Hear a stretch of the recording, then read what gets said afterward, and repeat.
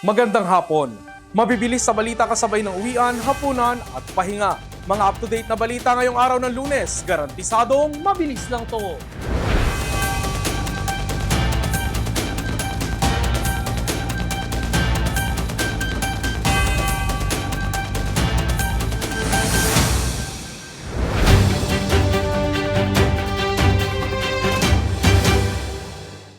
Inilabas ng Office of the Prosecutor ng ICC ang listahan ng mga co-perpetrators umano sa drug war ng Duterte administration.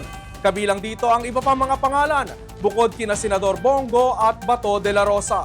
Samantala, nagsagawa ng motorcade papuntang Supreme Court ang mga Dutertista kanina para ipasa ang nakalap nila na first batch ng signature campaign sa pag-asang mapabalik sa Pilipinas ang dating Pangulo. Narito ang report.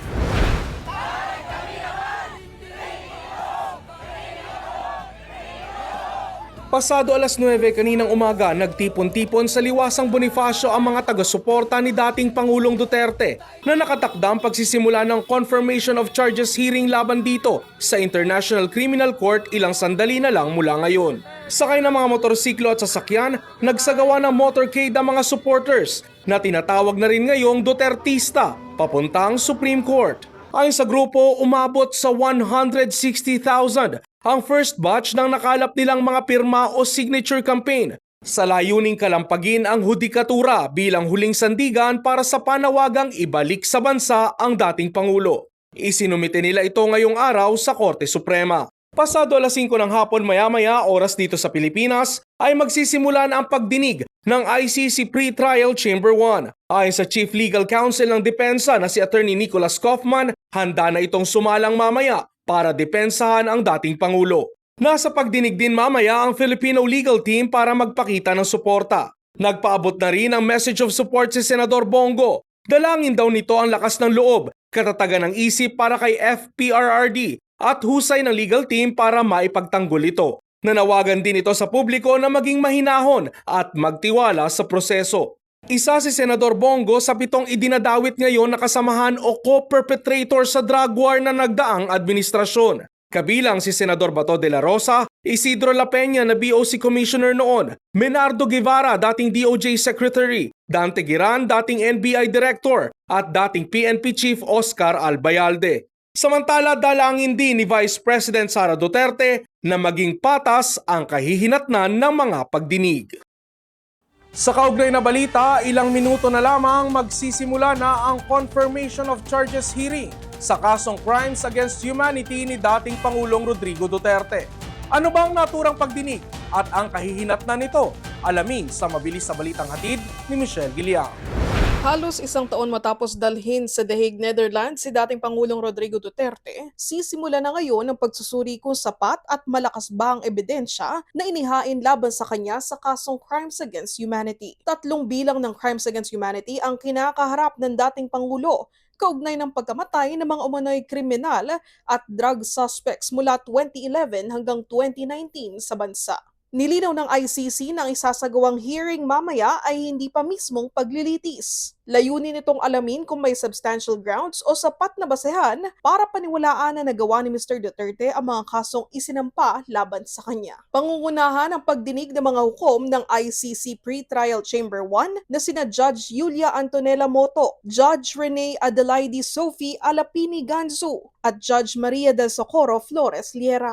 Bibigyan ng tig 30 minutes para sa opening statement ang prosecution, ang common legal representatives of victims at ang defense. Nauna nang pinayagan ng ICC na hindi dumalo si Mr. Duterte sa hearing. Siya ay kakatawanin na lamang ng kanyang lead counsel na si Nicholas Kaufman at ng kanyang Filipino legal team, kabilang sina Salvador Panelo, Salvador Medjaldea, Silvestre Bello III, Martin Delgra III, Alfredo Lim Jr. at Cesar Dulay. Pinayagan naman ng ICC ang 539 victims na makilahok sa pagdinig. Kinakatawan sila ng isang team ng common legal representatives na binubuo ng 2 Pilipinong abogado at isang kinatawan mula sa Office of the Public Counsel for Victims. Ayon kay ICC Assistant to the Counsel Attorney Cristina Conti, umaasa mga pamilya ng mga umano'y drug war victims na makukumpirma ang mga kaso laban sa dating Pangulo. Anya, hindi umano ito nausig ng maayos sa lokal na korte dahil sa presidential immunity at sa mga hamon sa justice system ng bansa. Dahil sa rekomendasyon ng medical officer at panel of experts na nagsasagawa ng medical examination kay Mr. Duterte, nagpatupad ang ICC ng ilang adjustments. Hanggang 4 na araw lang kada linggo ang pagdinig na may 1 araw na pahinga sa gitna ng linggo. May break kada 1 oras at hindi lalampas sa 3 oras kada araw ang kabuuang tagal ng hearing. Sa loob ng 60 araw matapos ang pagdinig, maglalabas ng desisyon ng mga hukom kung ikukumpirma ba ang lahat o ilan sa mga kaso. Kapag nakumpirma ang kahit isa sa mga bilang, saka pa lamang ituturing na accused si Duterte at uusad ang kaso sa full trial. Kapag hindi naman nakumpirma, maaaring tuluyang ihinto ang proceedings. May opsyon din ng korte na ipagpaliban muna ang desisyon at hilingin sa prosecution na magdagdag pa ng ebidensya. Ano man ang magiging resulta, hindi otomatikong maaaring umapela ang prosecution o defense. Kailangan pa nilang humingi ng pahintulot sa pre-trial chamber. Samantala, sa Pilipinas, naghain ng Makabayan Block ng House Resolution No. 809 na humihikayat sa Kongreso na muling maging miyembro ang Pilipinas ng Rome Statute na siyang nagtatag sa ICC. Matatanda ang naging epektibo noong 2019 ang pagkalas ng Pilipinas sa Rome Statute. Michelle Galiang para sa All TV News, Channel 2.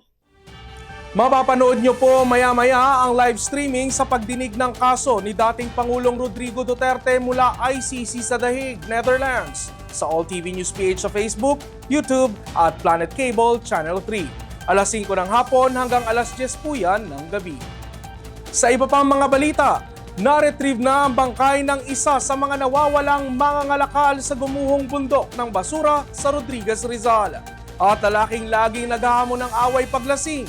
Tinaga ng kaibigan nito sa New Washington sa Kalibo. Mabilis sa balitang hatid ni Era Joy Briones mula Kalibo Cable News. Na-retrieve ang bangkay ng isa sa 3 nawawala sa gumuhong bundok ng basura sa Rodriguez, Rizal. Sa update na ibinigay ni Rodriguez Rizal Mayor Ronnie Evangelista na i-turn over na sa pamilya ang isa sa mga nawawalang mangangalakal habang patuloy na hinahanap ang 2 pang nawawala. Pinabulaanan din nito ang mga ulat na may higit 50 o 100 ang natabunan ng gumuhong landfill sa kanilang lugar. Samantala, naglabas ng pahayag ang Rizal Provincial Government sa nangyaring pagguho ng bundok ng basura. Nilinaw nito na hindi pagmamay-ari ng pamalaang panlalawigan ng Rizal ang nasabing sanitary landfill at pamamahala nito ay nasa ilalim ng isang pribadong kumpanya. Agad na nawagan ang pamalaang panlalawigan sa Department of Environment and Natural Resources o DNR na magsagawa ng masusing investigasyon upang matukoy at mapanagot ang sinumang may pananagutan para hindi na mauulit ang ganitong pangyayari. Lalaking laging naghahamon ng away paglasing, tinaga ng kaibigan nito kagabi sa Barangay Hugas, New Washington. Sa inisyal na ulat, lasing umano ang biktima na si alias Rene at biglang pumunta sa bahay ng suspect na si alias Randy na may dalang pamalo at naghamon ng away. Pinakiusapan pa ito ng suspect pero itunulak ng biktima ang pinto. Dito tinaga ni suspect ang biktima. Agad na rumusponde ang mga otoridad matapos makatanggap ng tawag mula sa mga residente sa lugar. Naresto naman ang suspect sa kinasang follow-up operation ng pulisya. Nakuha rin sa pinangyarihan ng insidente ang patalim na ginamit. Patuloy ang masusing investigasyon ng New Washington Municipal Police Station upang matukoy ang motibo sa krimen at kung may iba pang sangkot sa insidente. Era J. Briones para sa All TV News, Channel 2. Sa sports balita, panibagong career high ranking na itala ni Pinay tennis star Alex Ciala. At Gilas Pilipinas makakaharap ang New Zealand at Australia sa FIBA World Cup Asian Qualifiers.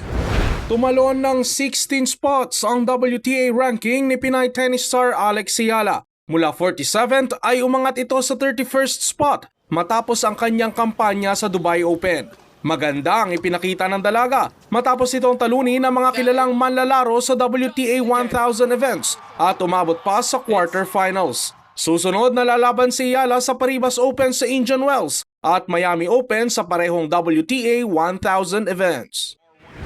Mabibigat na koponan ang nakalinyang makakalaban ng Gilas Pilipinas sa FIBA World Cup Asian Qualifiers. Unang makakalaban ng pambansang koponan ang New Zealand Tall Blacks at Australia Boomers. Wala pang inilalabas na final lineup ang samahan ng basketball ng Pilipinas na sasabak para sa window na ito. Pero magandang balita dahil maglalaro na si QMB at bago acquire na si Michael Phillips matapos itong payagan na maging local player ng FIBA. At yan ang mga balitang nakalap ng All TV News ngayong hapon. Para sa iba pang balitang mabilis, bisitahin ang aming website alltv.ph/news. I-like at i-follow din ang aming social media accounts at mapapanood nyo na rin po kami ngayon sa Planet Cable Channel 3. Ako si Ralph Lopez. Magandang hapon.